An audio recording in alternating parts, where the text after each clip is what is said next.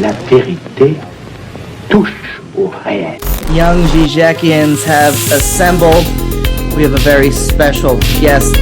We have a special guest with us. Brian Becker, Dr. Todd McGowan himself, the inimitable Russell Sbriglia, Isabel Millar. Engaging the unconscious. In the imaginary domain, we have an intersubjective dialectic. Vanishing mediators.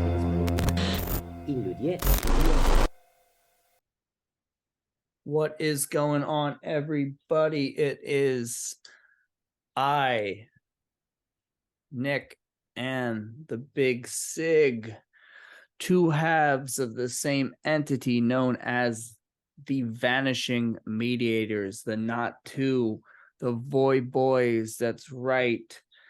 Dr. Dos Jacques and Mr. Idealization in the house.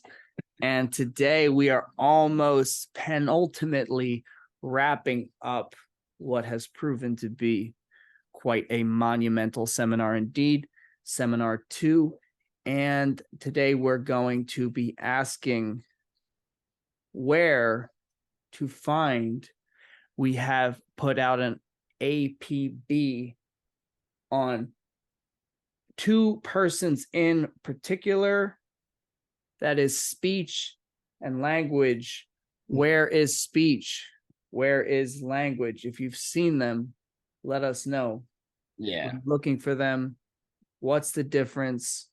22, almost finished Seminar 2, on our way to Seminar 3.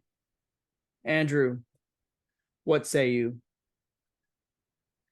Yeah. So it's going to be interesting because right here we actually start to get into the relationship of language language and speech, but the symbolic order and its relationship to the imaginary. Because it seems like so far we've talked about the symbolic order.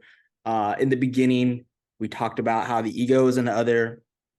Then we mentioned the insistence of the death drive over the pleasure principle in the symbolic order. And then we kind of take a turn and we talk about scientific works from Freud and kind of tarry with the notion of the ego. And it seems like speech and language almost got abandoned, not necessarily completely, but it loses its emphasis in this seminar up until now, to where we really are going to get into.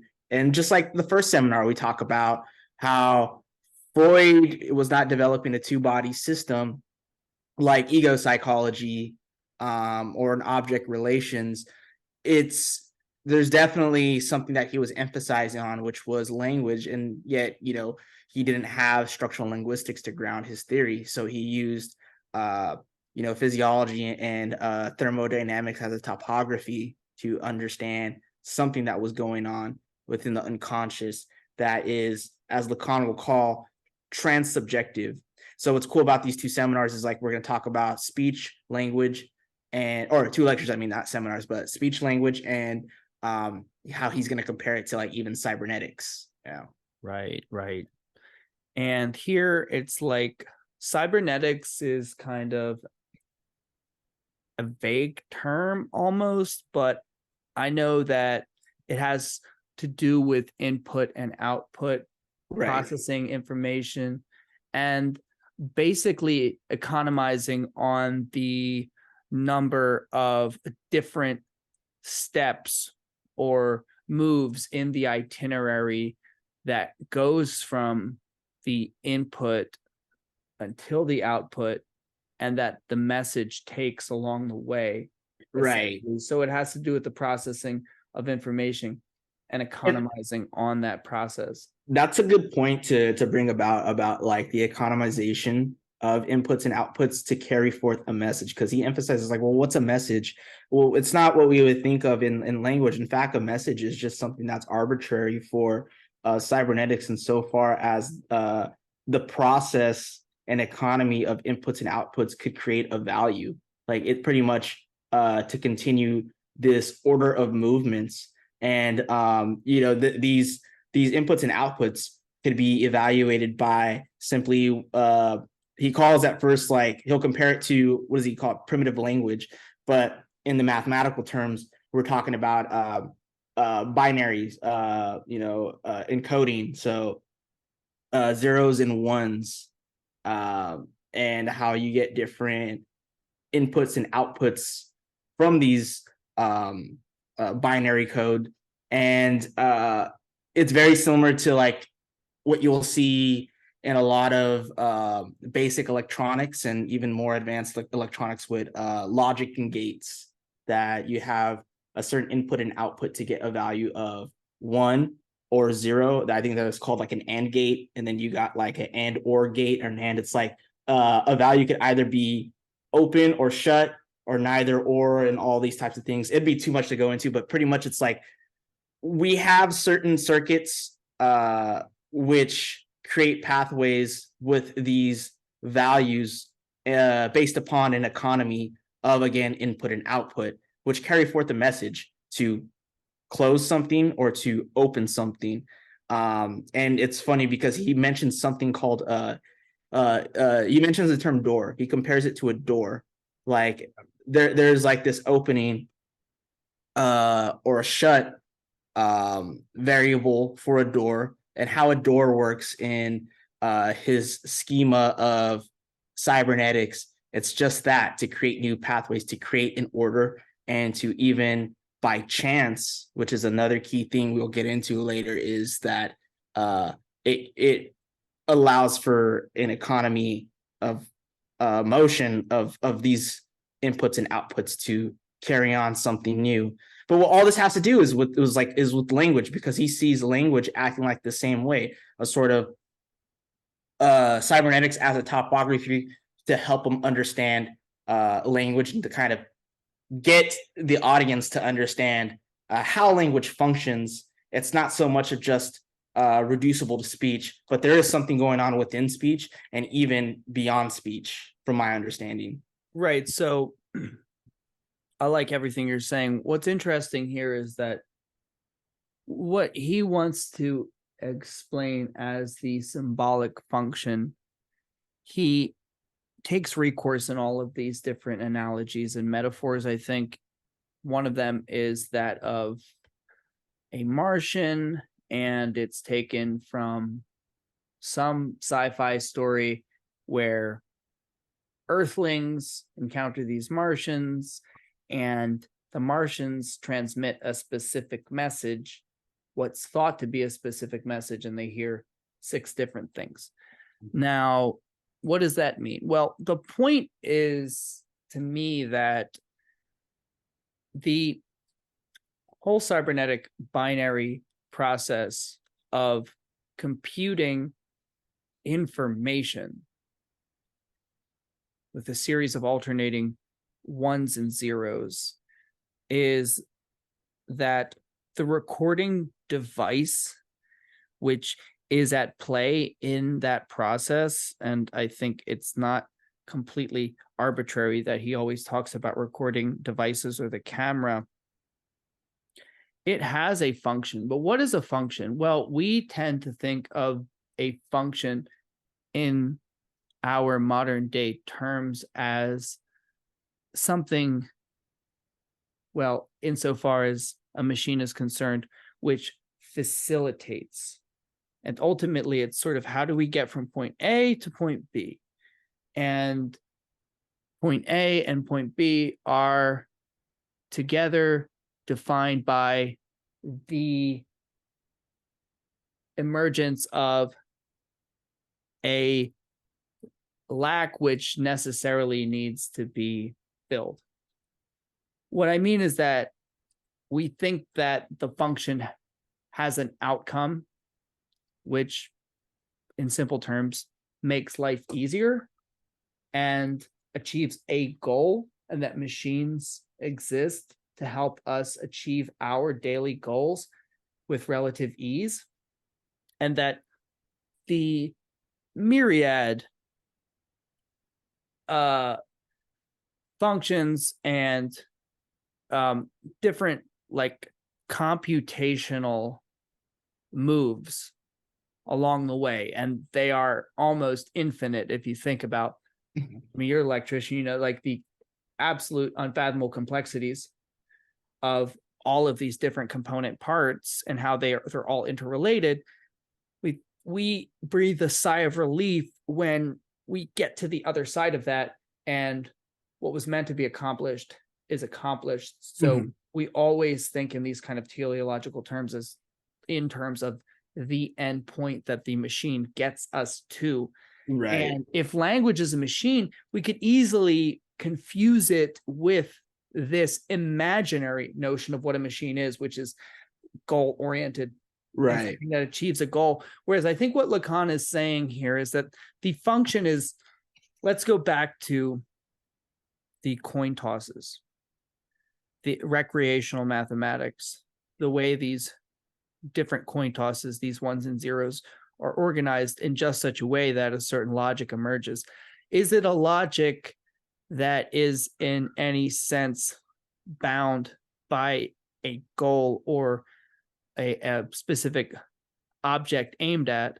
Not really, but does that mean that it's completely chaotic and arbitrary? Right. No, at the same time, no, because there is a memory involved. I think memory is really important here, because what is this series of ones and zeros but a kind of, and we talked about this with Millar, kind of artificial memory or techniques, but in order to really appreciate the true dimensionality of this mechanism, we have to also jettison the notion that it serves us in terms of an outcome, in terms of any pragmatics. No, I like that. And it's like to emphasize and really bring into like key terms to elaborate on what you just said. It's, well, we're not talking about a telos, because that would lead us to an end goal and a position, a location, in which someone like Manoni is getting it wrong, because like he wants to think of this language as something that's universal.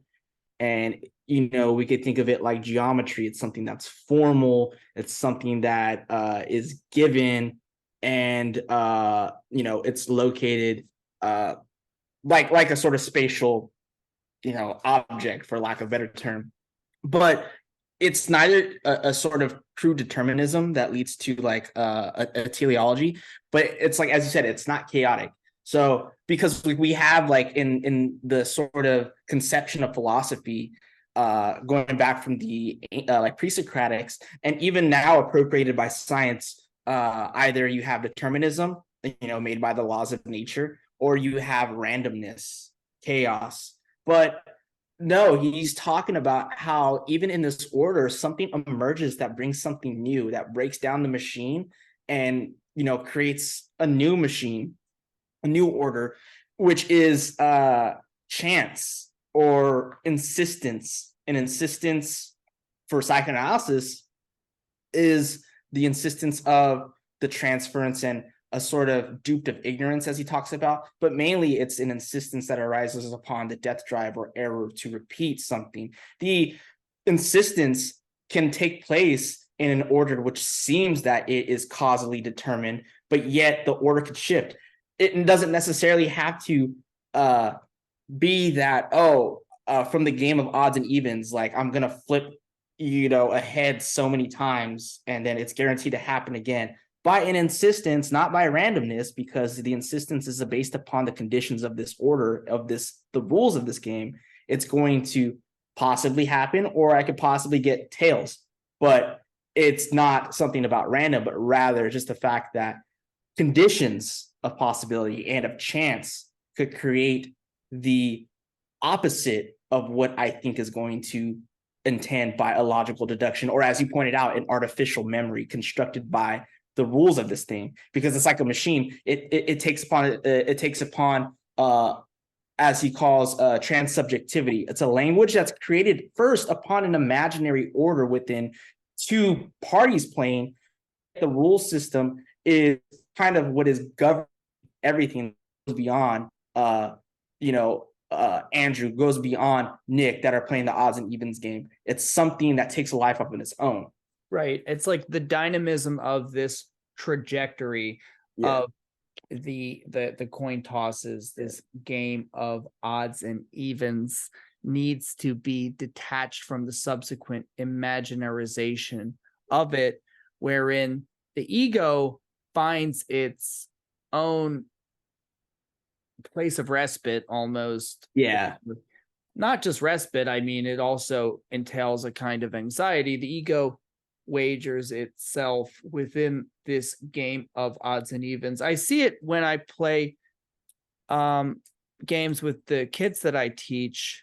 They get really into it. You know, it's one of the best tools to keep kids engaged when you're teaching them a language.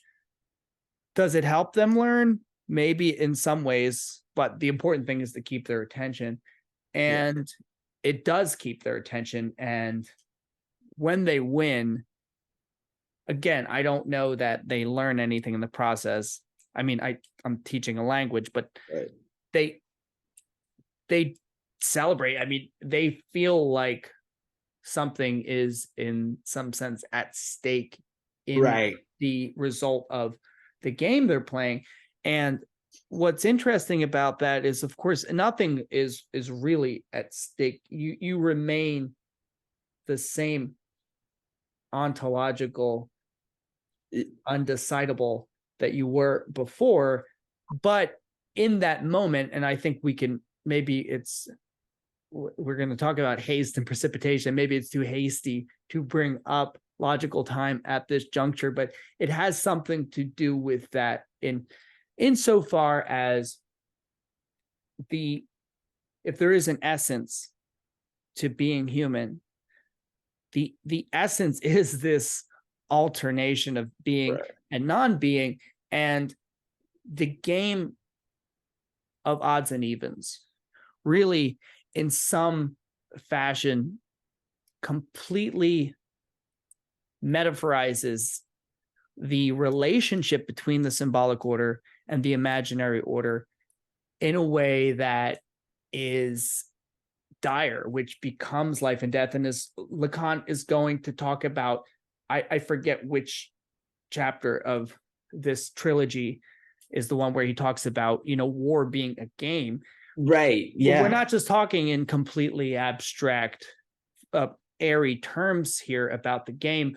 These games do truly involve the life and death of billions of people potentially.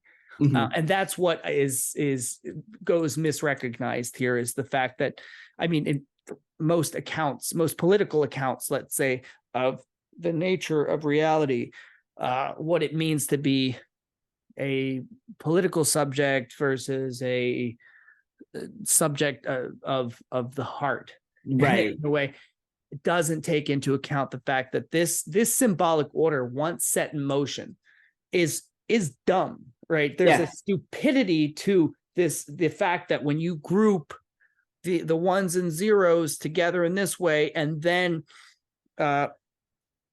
extrapolate out to another like overarching set of ones and zeros, and that these rules emerge, you would think, all right, fine, cool. So what? No, actually, these rules mean everything. So I think in the analytic experience, what is memory in that sense? Well, memory isn't just the memory that is just purely a novelization of a past that was imagistically buried in its imagistic form and can be released.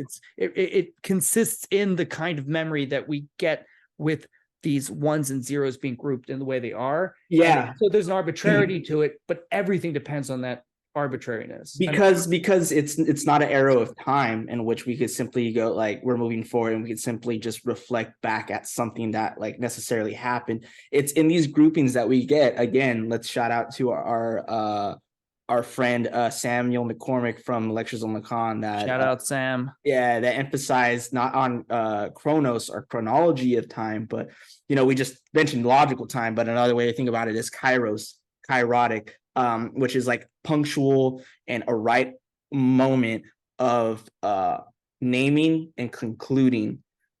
These memories have a sort of truth that comes out through this construction of, not of the past, but or a beginning, but rather a myth of origin.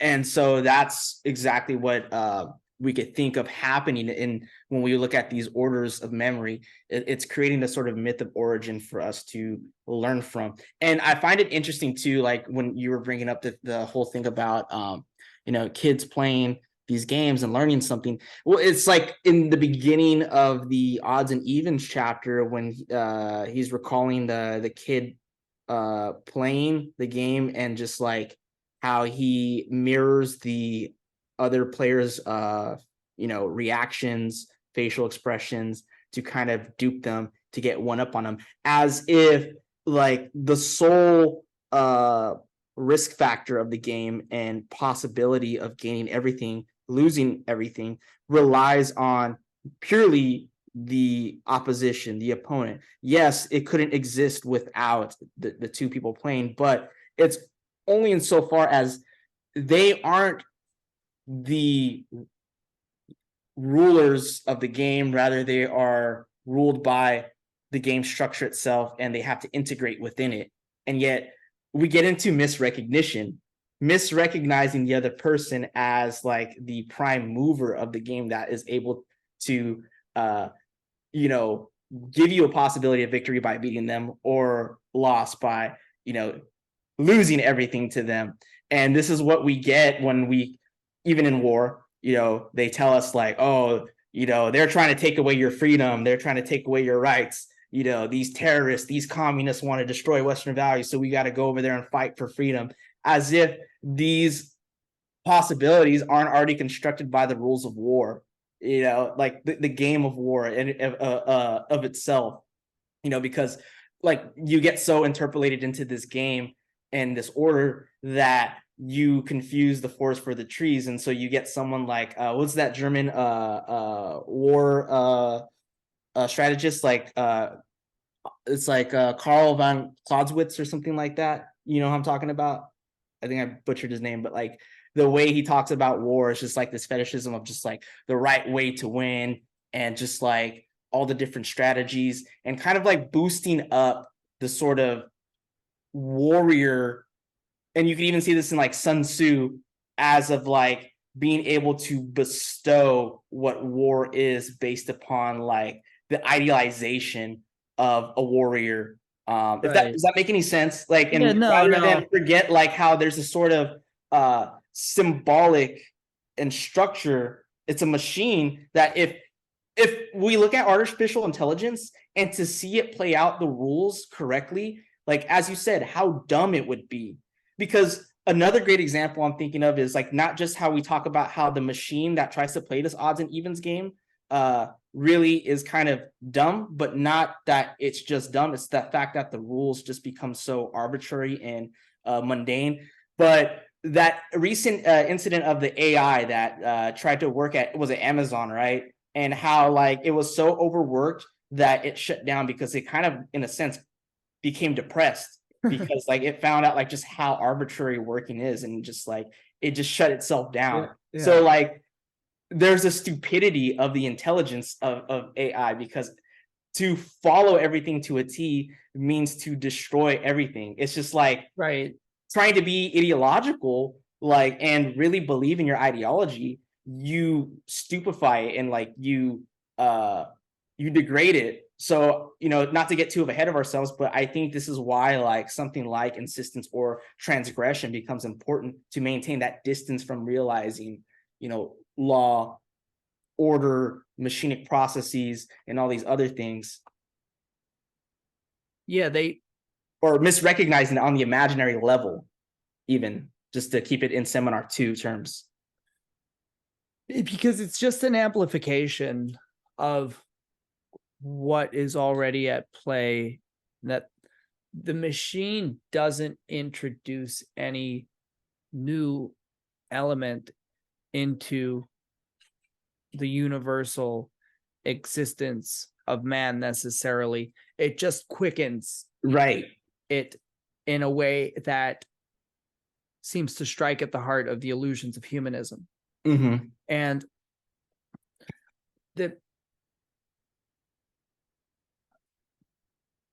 well, I don't know the tie-in for this, but while you were talking and while I was thinking about my students and playing games, gambling, games of chance, right? Mhm.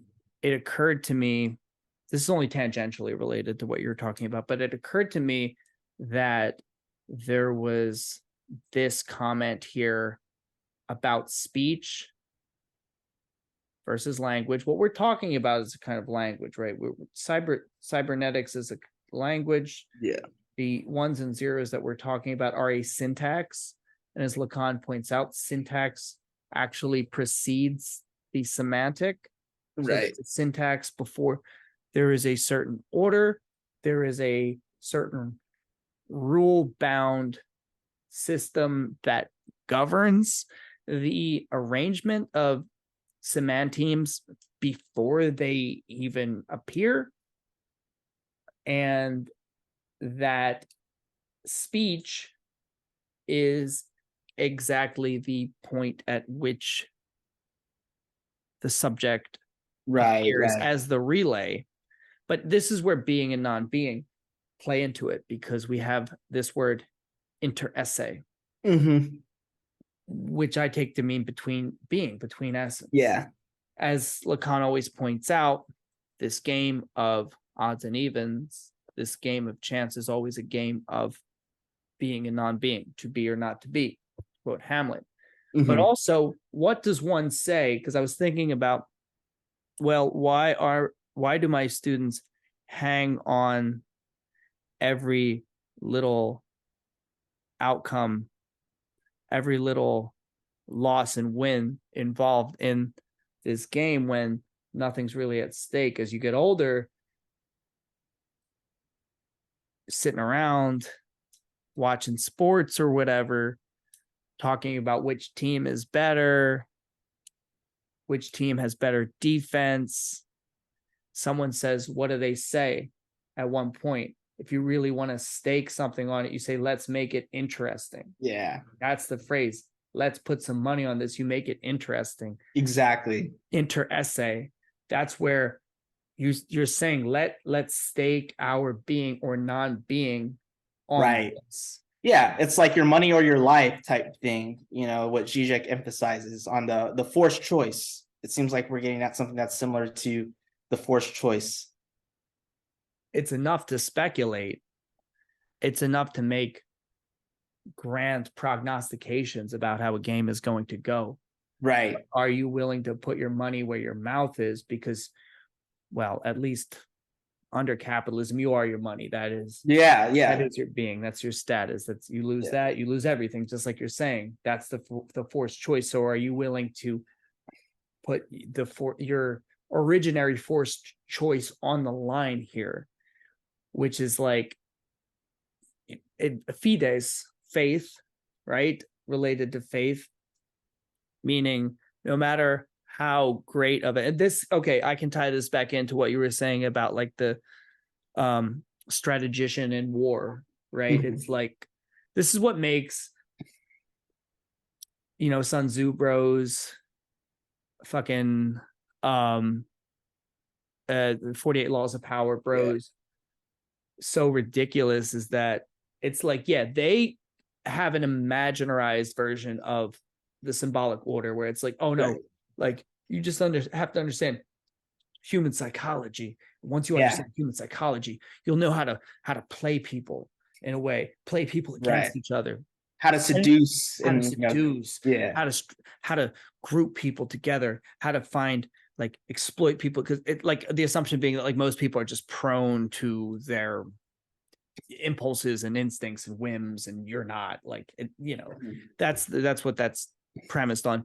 But the idea is that like they've stumbled upon a kind of like symbolic order there, when there really is no genius to strategy in war or anything, because everyone knows the best gambler loses tons of money, the best general loses battles. Right. It's not about that.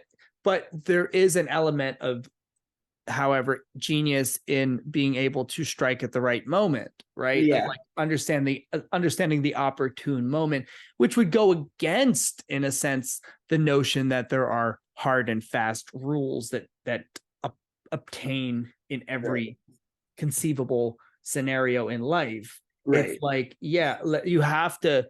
There is such a thing as understanding the symbolic order better than some, depending on what the domain of life is.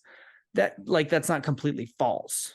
Yeah. But at the same time, it would actually mean like subverting what you know about those rules to strike at the right time. And this is what you were saying about time, rather than chronos, kairos. Yeah, exactly. And it's so funny, like with like, as what you're talking about, like the 48 laws of power simps, or just like, Sun Tzu bros that talk about like, you have to know human psychology, you have to look within, and that's how you master the game. Because like there is this other that wants to take everything from you, as if they're like the sole arbiters or artifice of the game, that's going to like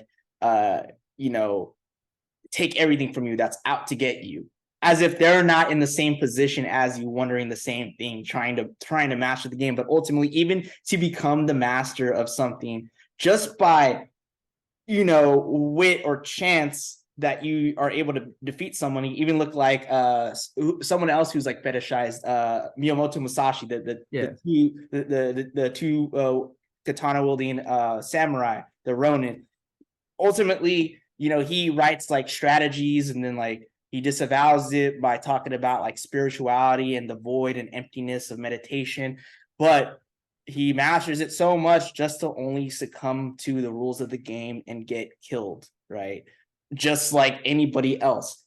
Even an economist, the capitalist that believes that, they have to do what they have to do. I may have to have child labor, but at the expense of what? Like, if I just give up my employees right now, then I will be destroyed by another capitalist who's competing against me, for the same sort of market. And this is just the rules of the market. It's competition that brings profit and wealth and creates new industries. And at the same time, like, they don't realize that it's not them that controls it. It's rather the rules of the market itself, the machine that is a dumb machine. And yet they try to devise so many ways to think of like how to master it better, how to strengthen your wits, read these books to make you richer, day by day, journal, like all these different things that are reducible down to like an imaginary identification, as you're talking about. Like, you need to have a misrecognition to not realize that there's like a game theory to, or like a machinic structure that is actually moving you, and you're not moving it. Even if you have the sense of autonomy and you master the rules of the game, you become a good gambler, you become a good capitalist, a good war strategist. It's only insofar as the insistence of the rules take a life on their own that give you that place for that. Right. The insistence of the rules. Yeah. And wit, I would say. Yeah. If you think about it, what is the German name for Freud's book on jokes? It's Der Witz. Wit and joke are etymologically linked. So a joke, can a machine tell a joke? Maybe. Yeah. Can it appreciate its own joke? Can it laugh at its own joke? That's a good question. Now, what does it mean to laugh at a joke? What makes a joke funny? Why do people say, well, a joke dies on the operating table? Meaning, once you analyze it, it's be funny. But Zizek does it, Freud does it. There's a lot to be gained from analyzing a joke. Well, the joke is where the machine breaks down. Yeah. But it's not just the fact that, machines don't work and that's funny. No, that's bound to happen. There's nothing funny about a machine not working in most people's jobs nowadays. And have been. It hasn't changed all that much, despite automation is like making machines that broke down work again, fixing machines. Yeah. it's not but that's not the stupidity of the machine, the fact that it breaks down. The stupidity of the machine consists in the fact that it does continue to work, like you were saying, but then the machine who's artificially subjectivizing itself understands the absolute futility of being human and that it shuts itself down. But that's not what I'm saying. It's kind of like, no, what led to the machine being created in the first place was the fact that another machine wasn't able to complete some task. And then it's almost as if the genesis of the new machine that comes in to fill in the lack in the other machine comes from it's defined by a flaw, right? And then that flaw becomes a negativity that becomes definitive of it in some way. But all of this has something to do with, as he says here, like the temporal element. Yeah. And I think, but the machine doesn't register the temporal element because if you think about the repetition that you're talking about, and this is why repetition is important.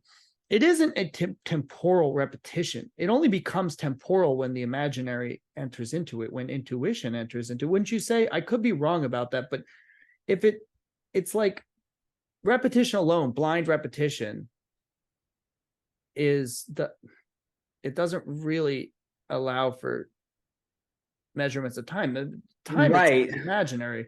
And this is where speech comes in, where, well, what is speech in this sense? That's the question that this whole chapter is asking. Where is speech? What speech, the machine doesn't speak is the thing.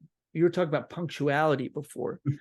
The subject arrives too late or too early, and that the speech act itself is not, the limits of it can't really be measured. In a recording device, yes, in a sense.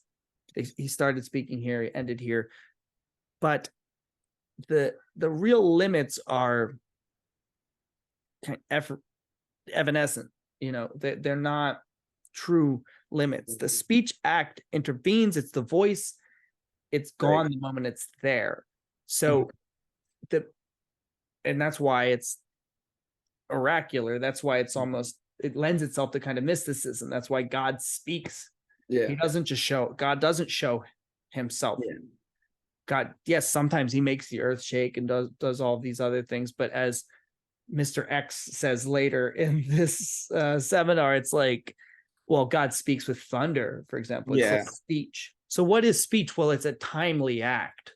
And I think that could actually help us transition to the prisoner's dilemma. I don't know if we want to get to that. Yeah, definitely. Haste, precipitation, and what is an opportune moment? When does one strike, and what difference does it make?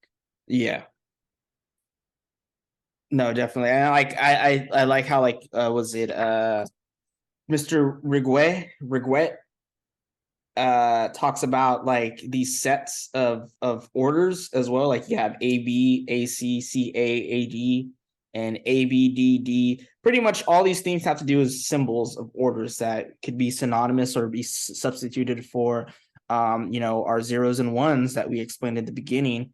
But then he's like, you have a subset of well-formed symbols in mathematic theories, as he calls it, data, certain subsets. But like these are like axioms or deductions that allow for these, I'm guessing, other certain movements of letters to create a well-formed set of what would become speech. Because like we have language as like certain movements of orders, but it's not enough that they just move, but that they create sets, that they create ordered sets to transmit a message. That's what it seems like I'm getting at from what he's trying to posit by trying to resort to mathematics to talk about the symbol. I don't know if you would agree. Well, yeah, for sure, because it's like a 0 and 1 by itself can't mean much, but if there is a symbolic denotation. Right. From the But like, symbolic denotation. yeah, what these sets have to do, like this WF as a symbol for subsets, it's like pretty much for speech to happen, right? You know, like this is where we're getting at least for the relation of speech and language. But I mean, we haven't really, we've shown that like speech and language, there is a materiality to it, but it's like it also takes a life on its own as a sort of virtuality at the same time. I'm not sure I understand what he's getting at here to be able to relate it to what you're saying with these zeros and ones. And well, I mean, I think what I was trying to get at least from trying to decipher, because like he's definitely like just bringing in a lot of just like set theory and mathematics that's just like over my head, but to try to like compare these, again, we call them orders or movements, these different symbols that have a possibility of being in different sets. Like there are different conditions, there are different ways that these things can move, and the best way to get like the message outcome for a circuit is symbolized by this WF, which means like it's a well-formed system, which is what he's trying to get at. It's like, this is basic language. This is universal language. This is how we communicate, by a well set way. Right. And I'm wondering if that's like what he's trying to tie in with speech. and these are like groupings of almost commands that Yeah, exactly. A command. trigger- Yeah. that would in some sense transfer the message with better, again, now the temporal element quicker, Yeah. more 'Cause- quote unquote efficient manner, depending Yeah. on how a well-formed language would do that, right? Yeah. No, definitely. Couldn't have said it any better. But like, but he's taking issue with what Lacan has to say about it, as if he's confusing what Lacan is saying with there being this sort of human independent Esperanto that exists apart from the individual who speaks it. Right. Because it's like, we often think of the symbol as, and he's going to enumerate some of these primitive symbols later in this seminar. Right. Yeah. Of the heavens, the human body, these things, but those are still just imaginary, right? Because transfigurations of the symbol as it, this is one, yeah, no, this is something that I mentioned like a while back in one of our episodes. Is it a grapheme? Is it a graphism? Yeah, well, what I was gonna say is like this is something that I compared to and mentioned one of our earlier seminar 2 recordings about like how like a symbol and like, or the like way he's using it is not in the same way comparable to what Jung has to say, because like Jung is like on this level of like an independent sign that has like a meaning in and of itself, like this over fetishization of it, and like not that it relates to an order of different sets and the way it functions and it moves to transmit something, because like a 0 and 1 doesn't mean anything at all. It only means something to a cybernetic process that could relay a message and complete and repeat the order, this repetition that's important. And as you were talking about, the artificial memory that's constructed to be able to, in a sense, create a logic, but it's not a formal logic that's determined to like the set syllogism that's always going to happen. Like there are chances that come about. I mean, look at the way that he's using like the game of odds and evens, and talk about different orders in which, like, for instance, because we have this order, it's impossible for a 3 to come after a 1. It's only after the 1, 2 that a 3 could be possible. But if we add in a fourth movement, then we get a certain order in which these conditions are created to create whatever sort of system, whatever sort of machine of production is possible. But it's not like, oh, the meaning is, there's this intrinsic meaning within this the symbol of 1 and stuff like that. It's like it's always in a movement. Maybe this is where we get into the understanding of language as something that has to deal with diachrony, synchrony, and not like on this sort of, oh, there's a complex and archetype that is, intrinsic to this, that underneath there's a bedrock, Because like the whole thing of presence and absence, being and non-being, we could think of being as this like ousia, right? As like this essence, this fullness, and then non-being is just the absence of that. Absence is just the absence of presence. But I think it's about the movement. It's about the alternation where the two aren't like they aren't distinct. There's no difference. There is no moment of real fullness. Exactly. Where the void is in some sense subordinated to the plenum. It's like it doesn't work that way. They're very interpenetrated. And this is why words fail. Yeah. Why Zizek has written 50 books. This is why Zupancic does the opposite and just writes the most carefully tuned, shorter, like little pamphlets that are dense as fuck, but also readable at the same time. It's because what we're saying, negativity doesn't quite capture it because there's a negativity that's still contaminated with presences. It's a heterogeneity of positivity and negativity. And this is the issue, is that the archetype still, in some sense, seems to create, it brings with it a silly kind of, as he said, like Platonic form that has no place in what we're talking about. Yeah. I mean, it's kind of funny. It makes me think of like this repetition of all this and creating, multiple things that fail. And so you have to keep producing. It's like, why create one iPhone that solves it all when you just like, you have to create multiple iPhones that fail? And it's like iPhone 14, like we could go up to literally iPhone 100 and it still wouldn't be enough, because it's like, to do so, to create the perfect thing is to create the perfect commodity. And if you create the perfect commodity for capitalism, it would destroy the whole system.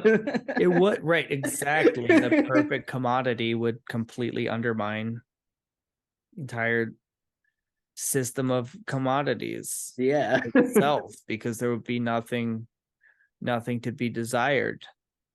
The iPhone itself would need to at least slough off the physical embodiment that we as flesh puppets need. Maybe these right wingers were right by saying communism means no iPhone. Communism means no iPhone. You have no right to complain if you have an iPhone in your pocket. I don't want to hear you complaining about anything. The perfect iPhone would create communism. Look how many different kinds of brands of Lucky Charms there are. Do you want to live in a country where you only get one kind of cereal? One kind of candy bar? But I thought I was hung up on this passage here that I thought was interesting, that I struggle with. And I think it has to do with what we're saying, because Mr. X, MX, MX Tentacion, Professor Xavier, whoever it is, the X-Man here, he says, he's being the net banger here. He's being what's the other word for like comment bandit? Oh yeah, he's being a comment bandit, just like being in the comments, like actually. We were just saying earlier that these 3 lectures are like our comment sections, where on Facebook or IG, which are usually like a lot of love, but a lot of like pests in there. But anyway, It's true. Mr. X is being obstinate, and Lacan says, once things are structured in a certain imaginary intuition, they seem to have been there from the beginning. But that is a mirage, of course. Your objection is to say that there is a retroaction of this constituted world in a model or archetype which would constitute it, but it isn't necessarily the archetype. I absolutely exclude from what I am teaching you the retroaction in an archetype which would amount to a condensation. It's not the Platonic logos or the eternal forms, because it's like people want to touche Plato and being like, well, oh, okay, so you think there's like a perfect form of chair out there in heaven. I'm pretty sure Plato didn't really even think in those terms. It's like, oh, you think, oh, so it's just like this beautiful, perfect chair. It's like, what do you even need to have the particular chair as a reference point for the projection of this universal into the heaven of ideas? That's so naive. And it's like he's accusing Lacan of the same thing. It's like, no, you're just taking the present state of the world and just expanding that and placing that at the the point of genesis of the world. And it's like, don't you understand? Like, oh, as if there's this eternal archetype, there's no such thing. And he's like, no, bro, that's not what I'm saying at all. Yeah, it's like you're misconstruing everything. And then he brings up like brings up like Piaget or something like that, and then he's just like, Piaget's not saying the same thing about objective structures. Yeah, which is, it's funny. This is like that's like Jordan Peterson's bro right there, is the French experimental psychologist Piaget, that talks about like how we have objective structures that are programmed and wired to determine us towards objective knowledge. That's what we strive at as a kid. And it's funny because even someone like Merleau-Ponty is a Piaget bro. Like, he's like very dismissive of a lot of psychoanalytic theory and prefers behaviorism and cognitive sciences over like his understanding and appropriation of psychoanalysis. Like, because like he's under this understanding of like this crude biologism of Freud, of phylogenesis, ontogenesis, and would much rather instead view some of Klein's work about objects and then appropriate that with behavior science. But I just find that interesting. Yeah. No, it's interesting because it's what we think of as, we've called it like philosophical anthropology. Let's say the kind of myth making, which, by the way, Plato resorted to as well. Right. He would wrap up a lot of his dialogues with a kind of myth to illustrate things. Right. It's sort of, oh, well, there is the priority of logos over mythos. Yes, that's true, but mythos has its place. And I don't see why what Freud's doing in his own way is any different. It's like, here's a mythos which Jung went a little crazy, got a little too excited, reified and mythos into, so that's what's going on in the he was using Freud's appeal to myth as mouthwash in a sense. Exactly. And what Freud is doing to me is kind of revealing the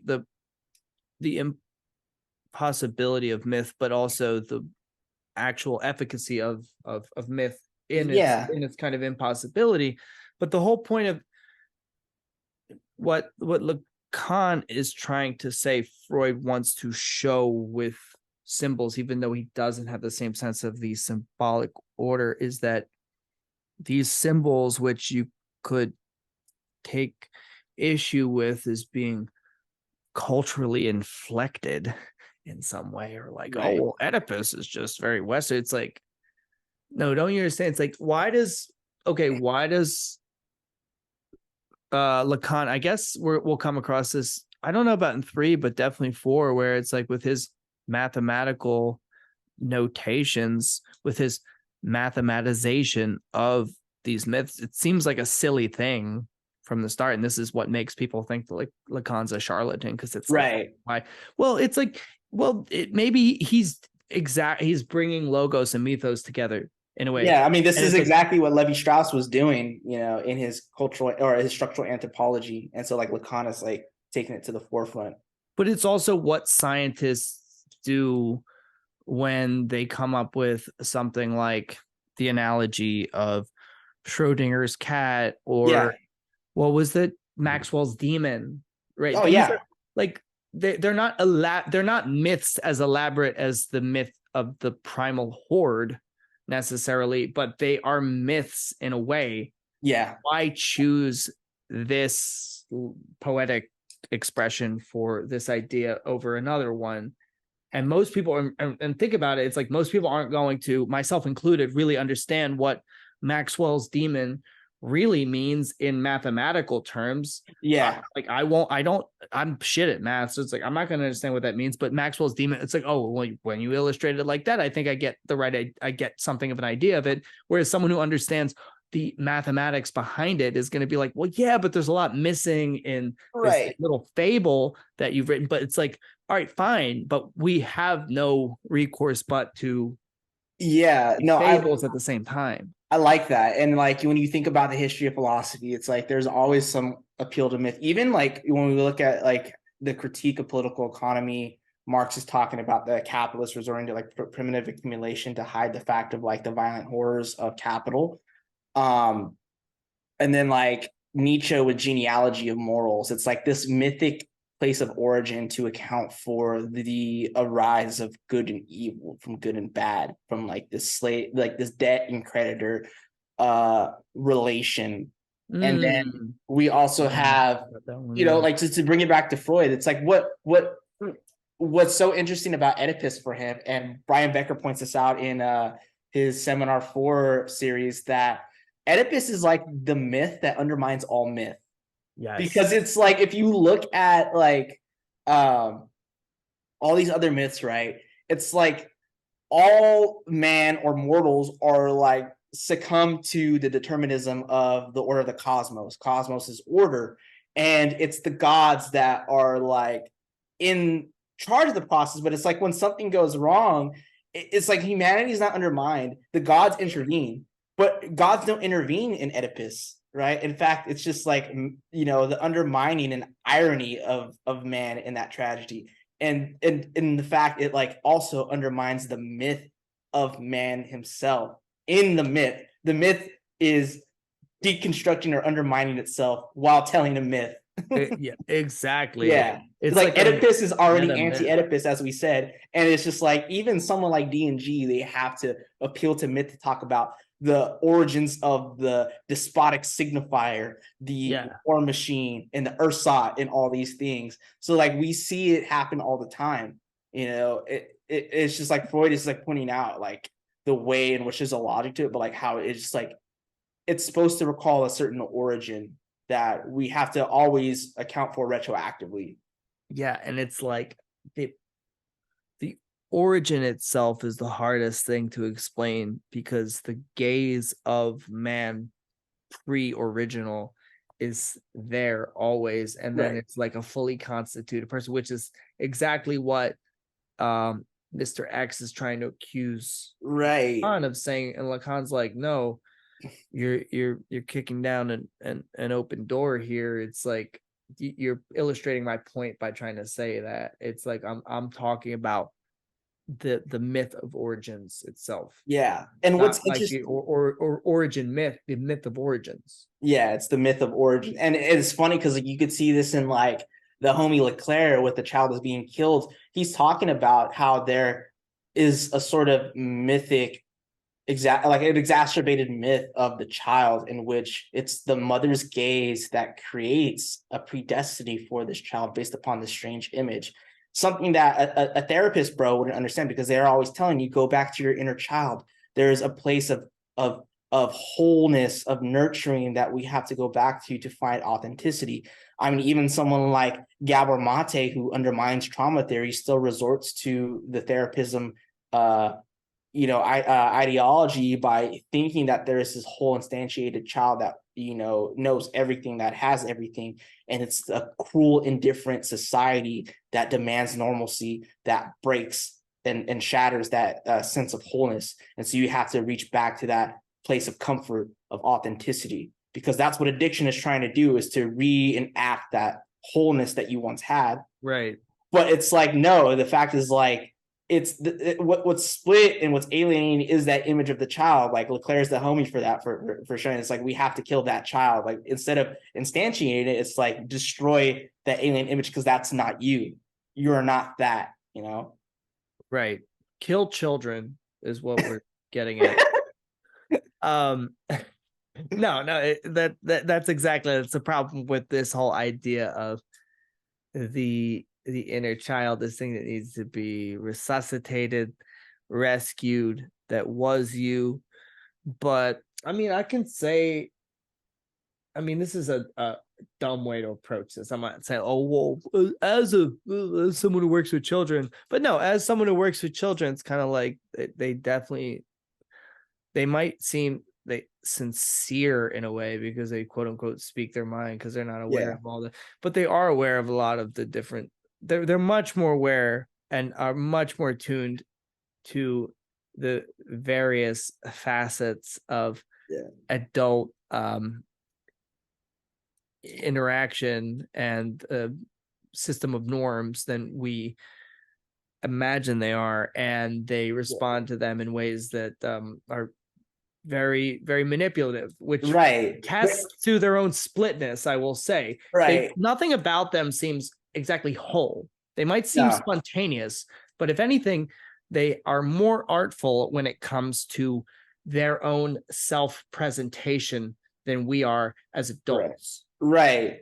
And it's also funny. It's like, I think what's cool about like horror films, it's like, well, they kind of undermine the whole like innocent child, because it's like, what's more scarier than children in horror movies? Like, or like, here's the kind of thing I was wondering, like, like when you're in public and like somebody's just staring at you or gawking at you, you're like, yo, dude, don't stare at me, right? Like, that's weird. But like when like you're doing something and like you see like someone's child just like in public just like constantly staring at you, and it's just like so uncanny, and you're just like, I think that's like another example of just showing like how the whole like fetishism of the image of the innocent child is like undermined, and like the parents are like, don't stare, it's not polite of you to do that, but like they're like so enamored in by like what another stranger's right do. They're just like, should we take a 5-10 minute break? Next hour, talk about logical time. That's right, Andrew, you are one of the world's foremost experts in logical time, I would say, at this point. Something like that. I'm like Daniel's son, and I like just won All Valley Karate Championship against freaking Johnny Lawrence, but I wouldn't say that I'm the I'm like, all right, neither of us are hooked. I'm like Daniel LaRusso on like Karate Kid 2 at Okinawa logical time. Breaking ice, like that's what I'm doing.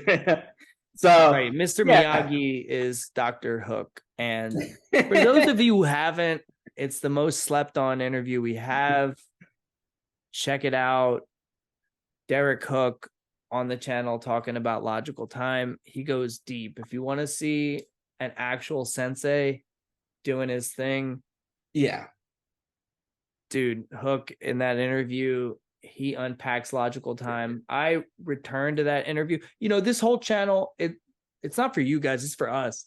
Honestly, we make this so that we have these like annals of material to draw from when we want to understand like what's going on, and we interview these people. If you like it, you like it, but it's kind of for us that I reference back. I reference that interview all the time because we hysterize ourselves. Hysterize ourselves, But so logical time is an essay that he gave. Apparently, like I forget who it was. He was told about like the thought experiment by someone like over dinner. Dates always mess me up, but I think the date that it was published was 1948. And what it consists of is a logical experiment of 3 prisoners. And we have the prison warden that comes in and says, due to some series of event or circumstances that I can't disclose to you, one of you I will let go, will be free. But you will have to decide which one of you is the free person. I have selected 5 discs. We have 2 black ones and 3 white ones that I've placed upon you. You cannot see them yourselves, but the other prisoner could see them, and you shall deduce between the 3 of you which one is the free subject without speaking to each other. Wait, 5 discs? Yeah, so it's 5 discs. So you have 3 white and 2 black. But the key is that the black ones were never inserted to begin with. They're taken out of the game. That's the key to this, as he calls, sophism, which I'm still confused on why he uses the term sophism, but I think it's the fact that the logic of the game goes misrecognized and the way that it's deduced, almost like in the sense of how we're talking about the logic of the machine of the game of war, of odds and evens, when the sequence and order of the game is happening, but yet the 2 parties that are playing, one of them misrecognizes and tries to see that the outcome of the game happens, for instance, of me predicting the player's gestures, of marrying them. I think that is in how the logic turns into a sophism.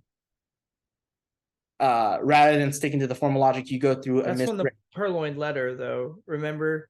So the main character yes, yeah, and that's how I'm trying to understand if maybe he is used, like that's what he means by sophism, because there's a sense in like where you could see a similar theme. So what we have is we have 3 white discs on what we call prisoner A, prisoner B, and prisoner C. Now, the moment that the game starts, or the deduction process starts, we have the instance of the glance. Wait, can I interrupt you there just real quick, though, just to clarify something? Yeah. For my own benefit, I want to make sure that I understand, though. It is 3 white discs, but they think that, 2 of them could have black discs? That is correct. That is right. They're being tricked. They're being tricked.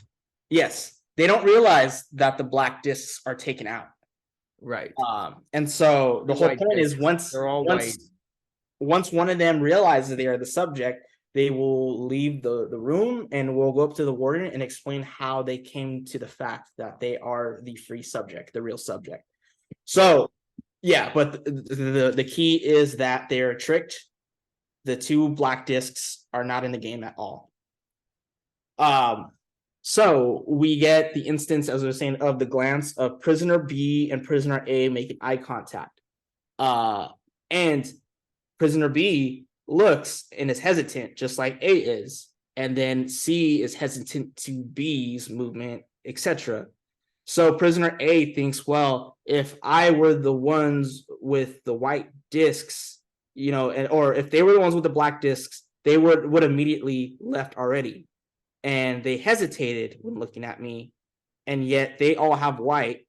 B has white, C has white, and yet they're not moving. They're waiting for my initiation. Therefore, I must be the subject with the black on me. And so then they all leave at the same time to go say their piece of how they believe they're the subject, right? That's the sophism. They don't know that the black is not in the game at all. But A is going off of B, and then B's reaction to C. And there's an atroglyph, there's a retroactivity to deduce this logic. Right. And of course, there's some ins and outs. Not that your explanation was great, but there's some ins and outs to Oh, yeah. logical deduction there that we don't necessarily have to get in. Just like with the coin tosses, odds and evens, we're not going to get into every single Right. Permutation of that. But okay, a lot going on here. Very controversial. Mm-hmm. One of the most difficult of Lacan's many apologues, as he calls them. Mm-hmm. One thing that strikes me from the beginning is that there's already an absence, which is the absence of the black discs, which are promised. Yeah. So there's also the anticipation that someone is black, Mm-hmm. but nobody is. Yeah. So it's like there's that. Yeah. And what I think there are a lot of, just in the way the whole apologue is unfolded, there are a lot of like misdirections, especially in the XXIII essay. I think there are a lot of deliberate misdirections Yeah. in his telling of it, almost as if to like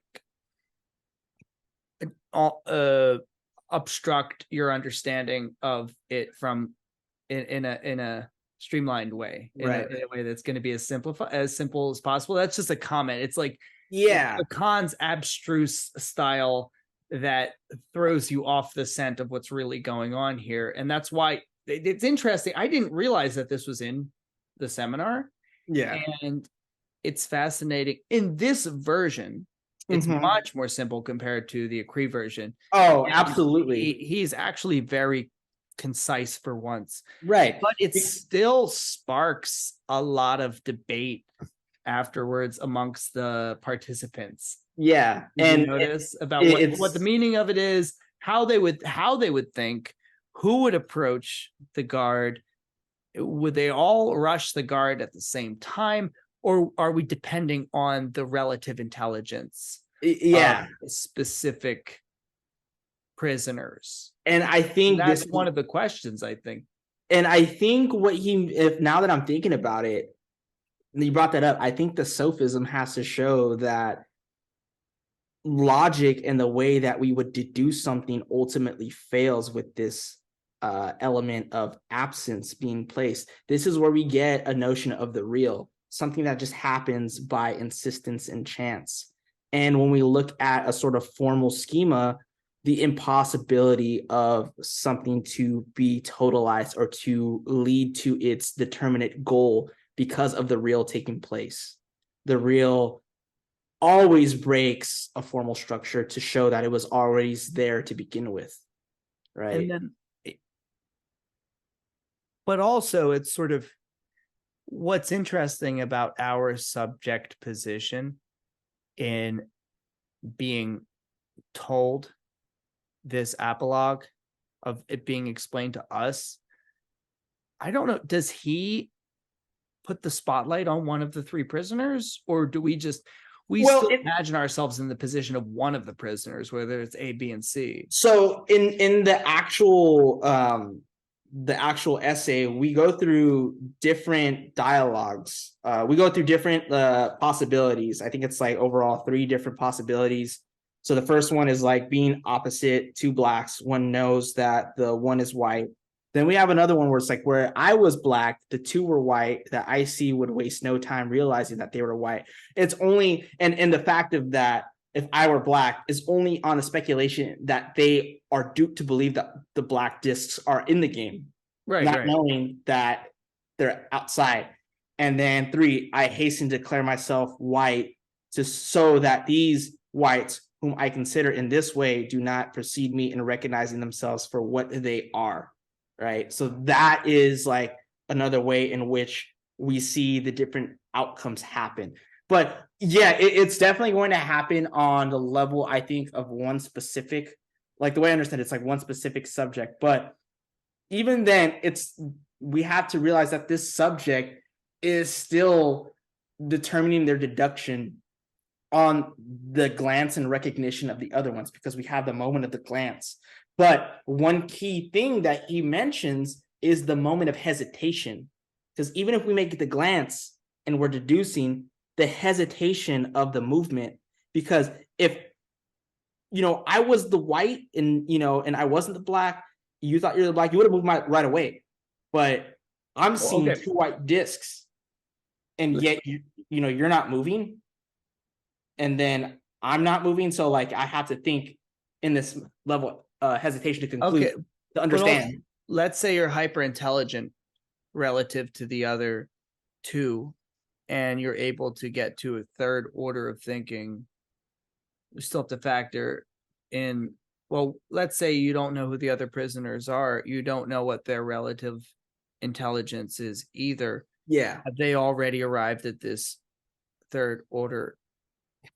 Right.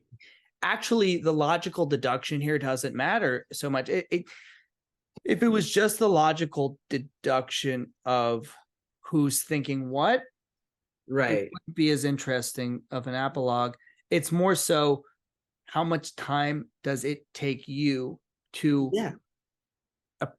to calculate how much time it might theoretically take the other two to figure out Yes, the that's same thing that you have. this is the whole emphasis of the moment of hesitation, which is in that gap between glance, understanding, and concluding, that isn't emphasized, in what Zizek brings it up in the beginning of Before They Know Not What They Do, but he just talks about the three movements. But there's that in-betweenness that comes out, which you formulated it, but the key example is the moment of hesitation that keeps one Right.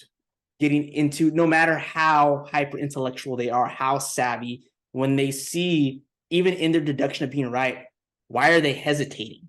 Why am I getting so lured in their hesitation? It creates a deadlock. Exactly. So it's either the ideal scenario, again, when you take the first person perspective, you want to figure this out and rush to the guard right away. Yeah. Get out of there. Yeah. But as I forget who it is points out, well, if they're all equally intelligent, they'll all rush to the guard. Yeah. I forget who it is too. It's definitely the dilemma. The dilemma is the fact that there really is no solution. Yeah, in a sense. Exactly. It's not a riddle. It's a dilemma. Mm-hmm. And that's the important thing to remember. It sounds like a riddle, but no, it's a dilemma where there's a deadlock. Exactly. And that's this whole thing about from logical deduction and conclusion to sophism, that we don't get a syllogistic truth. We get a sophism, which we could use the term dilemma. Maybe that's a synonym that we could use. A deadlock that shows that what I was talking about earlier, now it makes it more clear that what we get, and it's not as emphasized, and I know I wrote an article about how the real was not there, but I think we could emphasize a real that happens on a formal topology, a formal logical method. Even when things aren't clear, we could insert and posit, well, if we have this element in the scenario, well, so long as hesitation is something in there because the black discs are taken out, that absence, the deadlock is already there that keeps the sort of conclusion, or as you're talking about, like we could think of a riddle as a sort of like this kernel of truth that's somehow hidden within this thought experiment. No, it's not there. It's in the formality itself. Like, well, here's the thing though about the riddle. It's much like we were saying about gambling, about games of chance. You can win with a riddle. You can be the first person to figure it out. In a game like Quizzo, it's not riddle, but trivia. It's like, yeah, you could win something. But with this, I think, like I was saying, it takes the form of a riddle, but there's no winner here, and there's no winner for figuring out what's going on. It's a very complicated sort of dilemma that we are accustomed to trying to resolve so that we could be the winner. mm-hmm. But it's really interesting how he introduces it, because it's sort of like, especially on the heels of recreational mathematics, it's like there is no winner here. there is no real solution, but it seems like something that should have a clear solution, where it's like, well, this is what you would do. But no, it's almost like Kafka's Parable of the Law, Yeah. in that he can't win either. This is for you. It's one of His those. gaze. Yeah. In fact, not to be too extravagant here, because I don't want to like make these homologies where they're not, but the guard at the door sort of saying that this door has always been here for you, and now Yeah. close it. It's but anyway, yeah. So what in your opinion makes it a sophism? I think it's an interesting. Well, because he talks about, like, that's what he calls them, sophisms, in the Logical Time essay. And what I'm thinking is, like, because I'm saying, like, I'm confused on why he uses the term sophism, but comparing the two different versions, I think what the sophism shows is that there's a dilemma, or as you said, a deadlock, because the key thing that makes this thing work is the fact that they're duped to thinking that there's a subject with black discs, and the black discs are simultaneously taken out of the game, right? So each conclusion, no matter how logical it is doomed to fail, because, well, one, that doesn't exist, and there's like really just a bunch of different scenarios to happen to where each subject is basing their deduction upon the other, and in that moment of hesitation and glance, they're basing their understanding conclusion on how long it takes for them in that hesitation, because that's the main element, especially because it's driven by the absence of black discs, right? Because if they were there, like, we would already know right away, like, this would have been done, like, it would have been over, right? Somebody would have been freed, but it's the fact that none of them are there. It's also the fact that, though, here, as Hook explains in his series on the unconscious, we actually get a notion of what the unconscious proper is. Yeah. In terms of its calculations. Let's say it's something like this. If you want to understand how the unconscious combines signifiers, why it is combinatory, it's illustrated in this prisoner's dilemma. And Right. why is that? Well, hopefully you'll never be in this situation in real life. But if you were, you would suddenly be faced with a kind of transsubjective word problem, almost, that you would never be faced with, at least not consciously, in most Right. domains of life. Although, if you think about it, we are always kind of in a prisoner's dilemma when it comes to making choices, in that we always have to factor in other subject positions and what comes with relative gains and losses, depending on people's, with friendships, relationships, work situations, things like that. It's always a kind of prisoner's dilemma. Right. But I guess what I'm getting at is that in the logic of the unconscious, if we want to call it a logic, again, it's the kind of logic of the sort of functionality of cybernetic mechanisms that we were talking about before. It's not about an outcome or getting to your goal quicker, like a telos or anything utilitarian. It's like, how do I put it? You get the emergence of the transsubjective, in that we have these overlapping subjectivities that aren't just intersubjective, you and me seeking recognition, Right? Recognition from you. We get a third element. And this is in the next part, they talk about the triangle and the ternary. Right. Lacan is obsessed with triads. Zizek is obsessed with quadruplicities. Yeah, the fourth movement. The fourth movement. But again, there aren't necessarily clear demarcations between 1, 2, 3, 4. that doesn't matter. The whole point is that how does this third element come into play? It doesn't come into play as this, God coming down from on high who intervenes, Deus ex machina, to end the action. No, the Deus ex machina is artificially constructed through there being, even though there are 3 prisoners, but it might as well be 2 in the sense that like a third element comes in here. This is why our wives cheat on us with God once in a while. Right. Like, this is the symbolic proper, and that it necessarily is invoked and created in the moment, created temporally, when it did not pre-exist the scenario itself.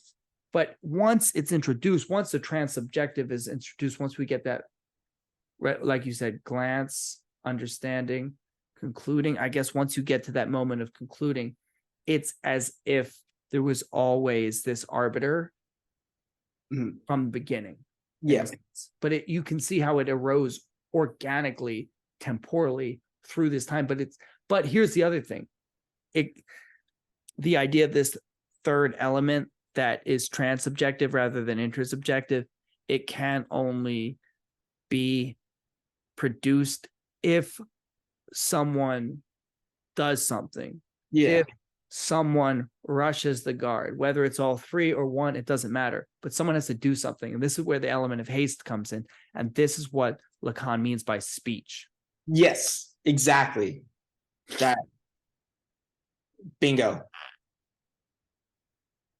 That's what you were saying about retroaction, retroactivity. Yeah. Do you see it? Yes. Well, the decision's already been made. You're right. In a way. And this is the whole point again, like this logic, this formality of that ties in with Oedipus, with the decisions your destiny's already been inscribed, right? Even before you were born, right? And the way that it undermines and you realize it retroactively that, well, you see the effect before you see the cause. And so therefore, like after the effect, you count back to get an origin of the effect that took place. It's the same thing with the unconscious. And well, one thing about logical time is that in this hesitation, there's a pressurized temporality, as Hooke says, pressurized time or pressurized temporality. This is what's taking place in Seminar 11 when we talk about the effects of the unconscious that come about through speech, the effect through the witticism, the slip of the tongue, the subject of enunciation that happens. We get this temporal fissure of something that pulsates. And you only, once you see the effect, because you only see the effect, that means that it's already gone. The unconscious is gone once you saw the effect. But that effect is a trace that leads you back. Yeah. Right? It's the same thing with Verneinung as well. In these instances of affirmation negation, we get something that just happens by chance in a pressurized temporal situation, that punctual event that allows us to mark something. And that is what helps emphasize that trace to continue to, I guess, deduce or to continue to evaluate and interpret in the analytic session. Because that's how the unconscious comes up in this pressurized time that just happens by chance. He emphasizes this more in the long lines of the real, more than like the symbolic in Seminar 11, but it's the whole section on touche and automaton. It reminds me, for some reason, what popped into my head was this great old BBC like 26-part documentary about World War I, and talk about just how unfathomable the actual catalyst for World War I is, which was like, you have this pan-Slavism in the Balkans, right, and the Black Hand, and the, this whole era of truces and treaties and detentes between different nations within Europe, and there were these skirmishes and little wars here and there, but they were all very formalized, and no one could have predicted anything of the capacity of the eventual catastrophic consequentiality of World War One. Sorry, it's 12 coming by. But then the assassin of Franz Ferdinand came around, who was, I guess he was Bosnian or Montenegrin or something. He was Bosnian, right? Gavrilo Princip. He comes around and he shoots Franz Ferdinand. Right. It's like he had his own localized regional cause for doing what he did, and it set into motion this entire series of events. And I remember that, I think the name of the first episode where it happens, it's a great documentary. I forget what it's called. It's like The Great War. It's called The Great War. The Great War. Yeah. Like there was already built up for the war. I want to keep going. I just wanted to kind of point out the war was in a sense kind of happening because there were militarizations and alliances, but it's just that insistence of Gavrilo Princip that shot the Archduke Franz Ferdinand. That was just all right, the war's happening right now. Yeah. And it's like I don't. But his gun misfired, right, in multiple occasions, and then finally, I think he had the magic bullet. It was like a JFK kind of situation, but far be it for me to explain all the factors that led to the domino effect that was World War One. But I remember the name of the episode is For Such a Stupid Reason or something. They're this far off country, some French aristocrat woman's this far off country that I've never heard of, Bosnia. What even is it? And for this entire war to be started for such a stupid reason. I don't remember how we got here, but it's kind of that is the precipitation of speech, where it's if there's a kind of strain, a moving target, if the signifier is a sort of moving target, you don't hit the target, but in the sudden moment of shooting at the target, the decision to shoot, the punctuality of that shot, it's not about whether it hits the target or doesn't. That is the moment of speech, where the misfire is it becomes a resulting identity of the entire chain of effects, and then it's that's the causality of it, even though it was a misfire. Right, because that's the whole thing about the insistence and repetition, is that it's and with Death Drive, because the common understanding and not just with people that don't understand Death Drive, the way that they appropriate it and the way that Lacan's becoming more popular, it's even happening back then with the misinterpretation of Freud and these revisionist schools and object relations, is that this Death Drive thing, compulsion repeat, is this climactic thematic way of just self-sabotage. But no, it's actually just a simple repetition that happens so stupidly, and it's even an ironic thing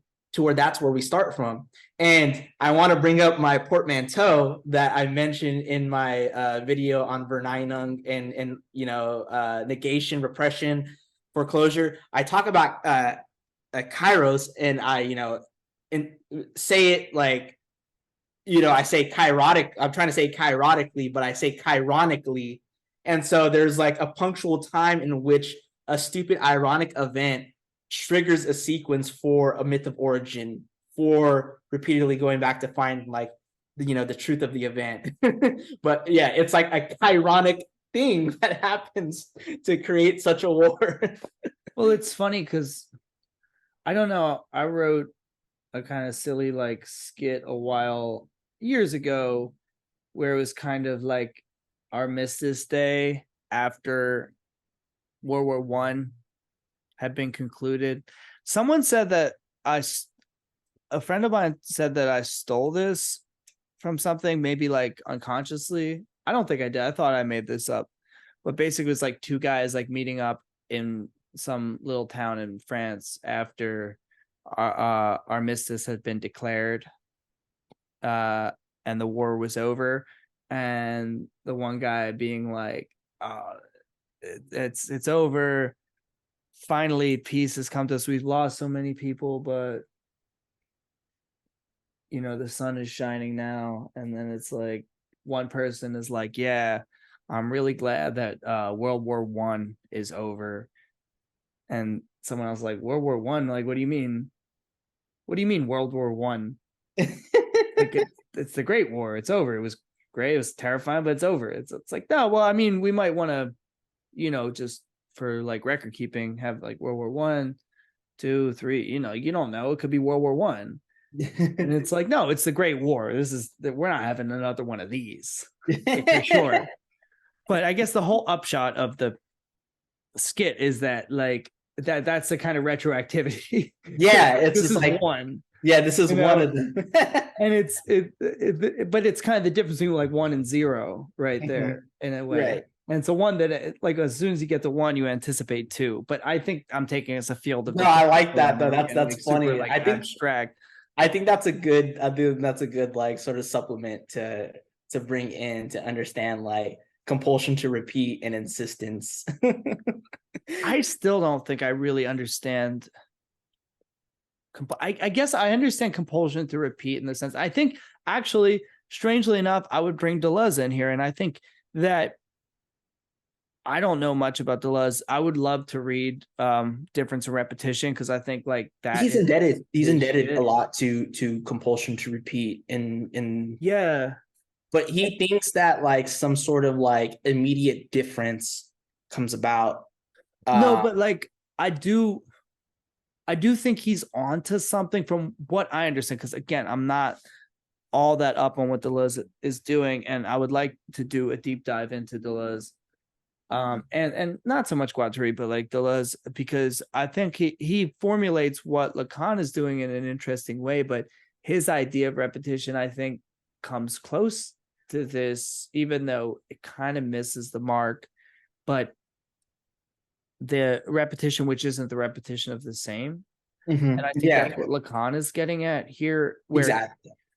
It only becomes, I think this is the thing with libido, when he talks about quantity. Okay, if we're going to take 3 different concepts, libido, compulsion repetition, and death drive as the solution of continuity between culture and nature, it's like we get these 3 concepts which are homologous insofar as like it's not okay, this is this pulsation which underlies everything and really exists. It really exists beyond the imaginary. It's easy to think that's what's going on. Everything you see around you is complete illusion, and it just plays out as an illusion. But beneath the illusion is just this like endless pulsation. Well, the pulsation itself is I don't think Deleuze appreciates this, but he gets at something kind of similar. The pulsation itself is a byproduct or a consequence of being established in the symbolic order, insofar as like, why is it a repetition? Why is it a compulsion? Well, it's not a repetition the way that like TikTok, not the app, but like the tick-tock of a clock is like a repetition. But the tick-tock of a clock like metaphorizes that it is the and this is where words fail. It's like it is the quantity, and this is what we're going to talk about in the next episode when he talks about the invention of clocks. It is the quantity that results from, which is the unintended outcome of this. And it's not a real moment where you enter the symbolic order, you're always already there, but of the loss of something, which when we say it repeats, it's like it repeats because of its impossibility to be. Its impossibility of its realization. Not repeats because, like there's something really important here, which an object relation person would say, you keep doing this, you keep doing this thing. There's something really important they have to understand. Don't you see what you're actually doing? And it's like, no, that's not what it's about. It's only the impossibility of like, and that's why I think math is important. That's why I think this distinction between ones and zeros is important, because it's only this impossibility of anything to be one. That's why I do like what Deleuze says, where it's like what he calls it a repetition of difference. And I think there's something to it.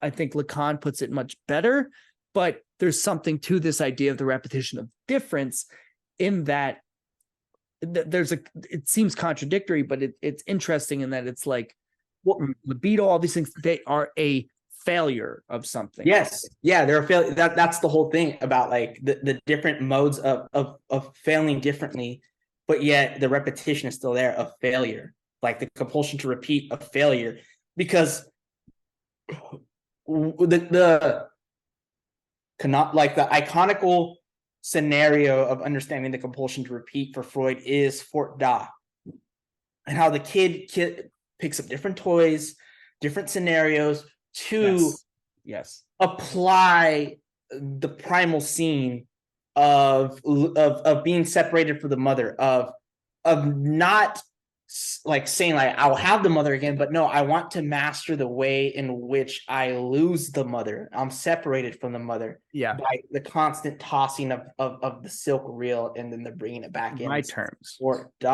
on my terms. Yes. And that's the whole thing that Lacan is seeing.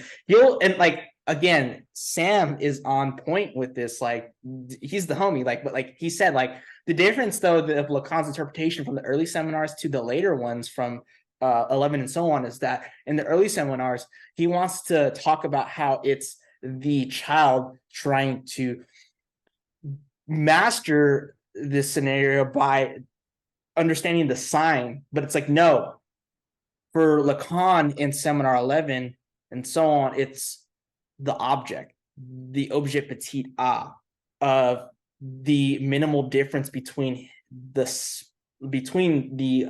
child and the mother, that space in between. Beautiful. Wow. That's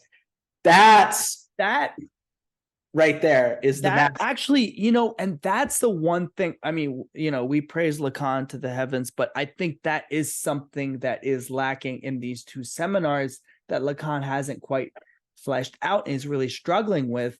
And as much as I love the metaphor of the machine and everything comes with it, I think what you're talking about right there is what he's missing. And we're doing some retroactivity here in that we want to transpose object A into this.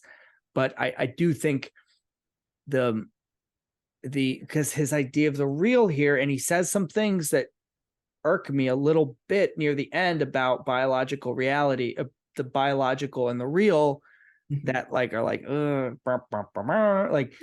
it's kind of like, and this is what Todd pointed out, and he's got a good point in that I think there's something missing here that he gets at with object A. And Chiesa would say the same thing in subjectivity and otherness, right? But it's not to say that the real does not exist. It's like blueprints. It's like the same way in which Althusser is like, there are blueprints of ideology in the early works of Marx, and it just doesn't exist in its like completeness until we get to Capital. But it's not like he talked about like the difference is it's not like Marx talked about a theory of ideology as like interpolation or the way Zizek talks about. It's just the fact that in these early seminars, we only get blotches of the real that aren't a complete understanding in the way that he'll project it. It's interesting. It's like Zupancic says in What is Sex, when she's talking about sexual difference, that later Lacan is actually going to go back to Freud. This is the return to Freud. What's interesting is later Lacan, because if you think about it, again, shout out to the homie Sam, what he was saying about partial drives in this opening, right? Zizek also talks about this. He in Sublime Object, I forget which chapter, he provides absolutely indispensable. If you read Sublime Object for no reason but to just track Zizek's periodization of Lacan's notion of the real, just read that, because he breaks it down. And, we get from the real as residing in the symbolic order and manifesting itself as a kind of repetition compulsion here and then we get the real as rim, as the rim. The rim job of it becomes that's the real work of analysis. It's a rim job of sorts. But like the opening that closes and opens, which is interesting because it sort of like goes back to something like the sexuality that Freud describes in his three essays on the theory of sexuality. And instead of collapsing the symbolic order, death drive, and the unconscious, and trying to sort that out, it's like the unconscious itself is not completely level with death drive, in that it has its own kind of pleasure principle that directs it. And then the real is, of course, what goes wrong in it.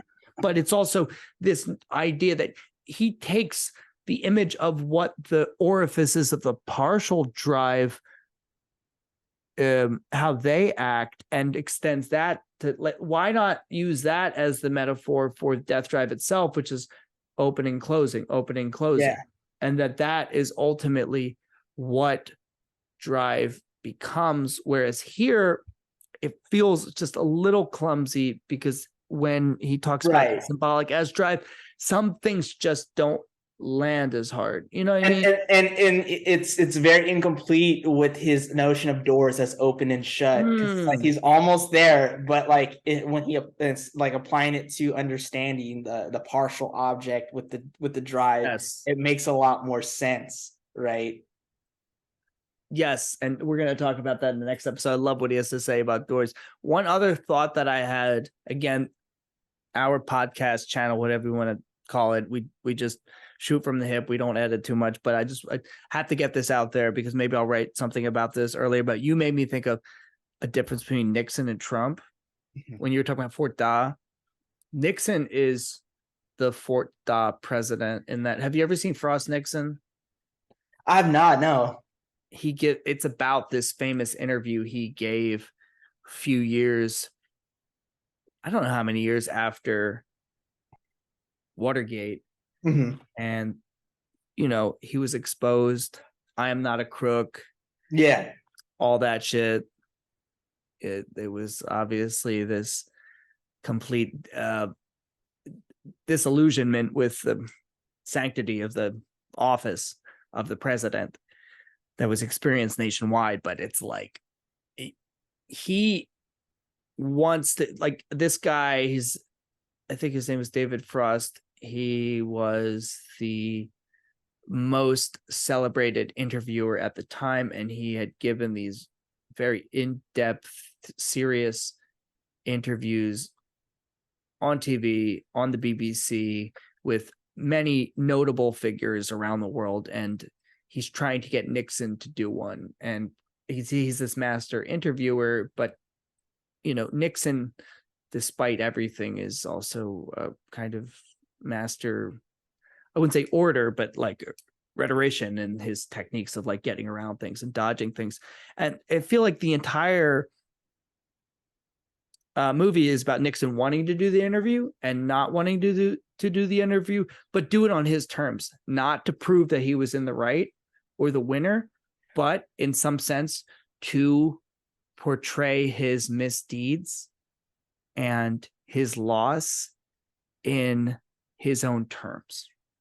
And that is sort of, and it humanizes him, even though he's a terrible person, obviously, but it humanizes him insofar as that's sort of like at the essence of being human. It's the essence of Fort Da. As you said before, I really, really like what you said. It's not so much to bring the mother back when I want her to make her go away. I want to master the way in which I make her absent.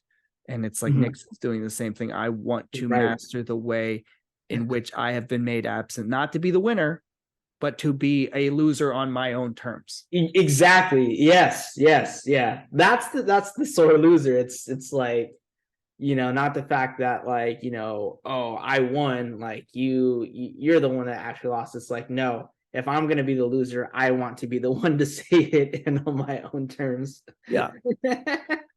Got to get ahead of the narrative. Yeah. I don't know, bro. I think that's good. That caps it off. I Like think that's that a that good- caps it off. Yeah. No brim, no brim. No brim. Actually, I got brim. But Shout out Todd. So Todd McGowan is known for having brimless caps. So everybody says no cap. Shout out to Takeoff, RIP to Takeoff. But the new term is no brim. No brim. It means it's no lie. But Todd McGowan never lies because he's no brim. So That's that's the dialectical no cap. yeah, You're a it's true no brim. dialectician, you say no brim. No brim. All right, everybody. That's us signing off. Next episode is the finale. And this thing, it keeps going like Death Drive. Yeah. The compulsion to repeat does Mhm. not stop. Yeah. Seminar 3 coming up. Watch out for that. It's going to be a banger, along with a lot of other good shit we got in the works. You're not ready. Yeah. You're not ready. It won't make sense until 2024. Yeah. All right. All right. Peace out, everybody. Yeah.